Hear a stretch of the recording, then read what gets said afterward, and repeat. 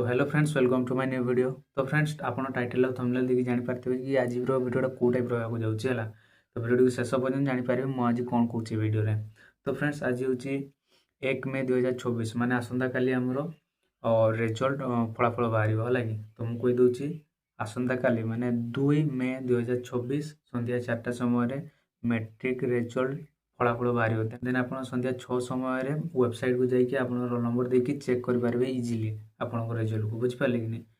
तो वीडियो को शेष करिया पूर्व मु कहूँ कि आपड़ जब चैनल प्रथम थर आछन चैनल को निहाती भाव सब्सक्राइब और बेल आइकन पर क्लिक कर दिखाँ एपरी वीडियो देखिया तो मु आउे कही दूसरी है।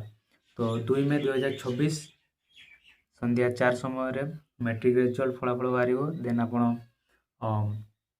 इजिली संध्या 6 समय वेबसाइट को जाकि आप इजिली चेक करें माने रोल नंबर देखिए। जदि आप जानना केमी चेक करेंगे तारे नेक्स्ट वीडियो से टॉपिक रही आसो। तो चैनल को सब्सक्राइब कर दिंतु है। बेसी किसी कहबी चलते वीडियो को इटेंड करवा वीडियो निहाती लाइक करदे आप सांग सेयार भी करदे आउ चैनल को सब्सक्राइब करदे। बेसी किसी कहबी। धन्यवाद। देखा नेक्स्ट वीडियो।